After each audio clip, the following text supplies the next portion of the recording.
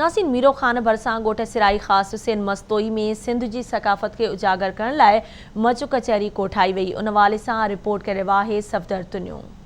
Miro Khan लग ॻोठ सिराई ख़ादिम हुसैन मस्तोई में सिराई ख़ालिद खान मस्तोई जी मेज़बानी हेठ मच मता सच कचहरी जो प्रोग्राम मुनक़िद किया वियो, जंहिंमें मस्तोई बिरादरी चीफ सरदार ज़फ़र खान मस्तोई, जेवाई मीरो खान जे अॻवान हाफ़िज़ मुजीब रहमान तुनियो, इलाइक़े जे सवें सियासी समाजी मज़हबी अॻवाननि, ॻोठ जे रहंदड़नि, साञावंदनि ऐं शागिर्दनि वॾे अघ में शिरकत कई। मच मता सच कचहरी में सिंध जी सक़ाफ़त तहज़ीब खे मज़हबी तरीक़े सां भेटा पेश कई वई। मच कचहरी में आयल महिमाननि खे अजरक जा तोहफ़ा पेश करण सां गॾु सुगड़नि पारां ॾोर बेत गुजारतूं नात पिणु पेश कया। उन मौके ते मस्तोई बिरादरी चीफ सरदार ज़फ़र खान मस्तोई, जेवाई मीरो खान जे अॻवान हाफ़िज़ मुजीब रहमान तुनियो, ख़ालिद खान मस्तोई ऐं ॿियनि आवाज़ न्यूज़ सां ॻाल्हाईंदे चयो त ये जेके त्योहार आहिनि इएं सम्झो त ईद खां बि वधीक त्योहार आहिनि, छो त असांजी हिकिड़ी सक़ाफ़त इहे शयूं आहिनि न, इन में असां सुञाता था वञूं मीडिया ते, ॿाहिरी दुनिया लेवल ते, इहा असांजी पहचान आहिनि।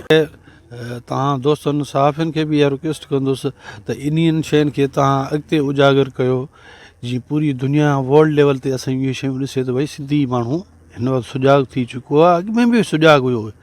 हींअर जेको नौजवान जनरेशन आहे उन्हनि खे बि मां रिक्वेस्ट कंदुसि त भई पंहिंजी तहज़ीबनि खे न विसारनि, बर्गर लाइफ खे ऐं जेको आहे यहूदी स्टाइल खे ख़तमु कनि, छो त इहे असांजूं जेके शयूं आहिनि अबनि ॾाॾनि वठी असां उन्हनि खे इस्तेमालु कयूं, उहे शयूं उजागर कयूं जंहिंमें असांजे वॾनि जूं असांजी सिंध जूं तारीख़ी कहाणियूं दोहिराइजनि, अहिड़ियूं शयूं न दोहिराइजनि जो असां पंहिंजे ट्रैक में निकिरी वञी अहिड़े ट्रैक ते बीहूं जेको असांखे पहचान न त असां सिंधी आहियूं ग़ैर सिंधी आहियूं। सभु नौजवान इन पंहिंजे कल्चर ऐं पंहिंजी तहज़ीब खे कंटिन्यू रखंदा अचनि, छो जो पाकिस्तान में मां पाण बि इहा सर्वे कई आहे, मां ॾिठो आहे त हिते वाहिद सिंधी ॿोली लिखी ऐं पढ़ाई वेंदी आहे। ख़ुशी जो आलम आहे, ख़ुशी जी ॻाल्हि आहे त इंशा अल्लाह ताला असां बि सिंध जी सक़ाफ़त मल्हाईंदासीं, पर मज़हबी हवाले सां, दीनी हवाले सां, इस्लामी हवाले सां।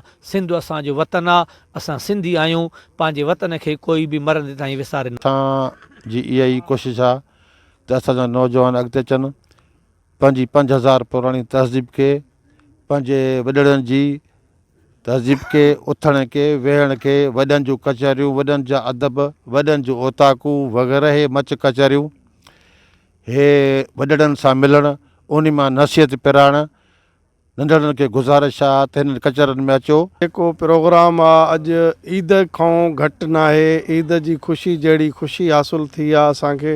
असां पंहिंजनि नंढनि खे, बुज़ुर्गनि खे, सभिनी खे इहा रिक्वेस्ट कयूं था जेतिरो बि थी सघे पंहिंजी सक़ाफ़ती प्रोग्राम नंढड़नि खे टाइम वठी करे इहा शइ थिए बहितर आहे। इहे असां जेके अॼु वॾड़नि सां वेठा आहियूं, इहो सुभाणे पंहिंजी नसलनि जे लाइ पैगाम हिकिड़ो अॻिते पहुचाइनि ऐं पंहिंजी नसलुनि खे इहा ई हिदायत कनि त पंहिंजे वॾड़नि सां वेहनि ऐं सक़ाफ़ती रवायती जेके मरहला आहिनि, इवेंट्स आहिनि, उन्हनि खे अटेंड कनि। हुनजो वधीक चवणु जो असांजी सिंध सदियुनि खां क़ाइमु आहे। अहिड़नि प्रोग्रामनि ऐं कचहरियुनि जो मक़सदु असां नौजवान नसुल खे पंहिंजी सक़ाफ़त बाबति ॼाण ॾियणु चाहियूं था ऐं असीं कोशिशि कंदासीं त आईंदा बि अहिड़ा प्रोग्राम कराईंदा रहूं। कैमरामैन अज़हर अली बबर सागर, सफ़दर अली तुनियो, आवाज़ न्यूज़, मीरो खान।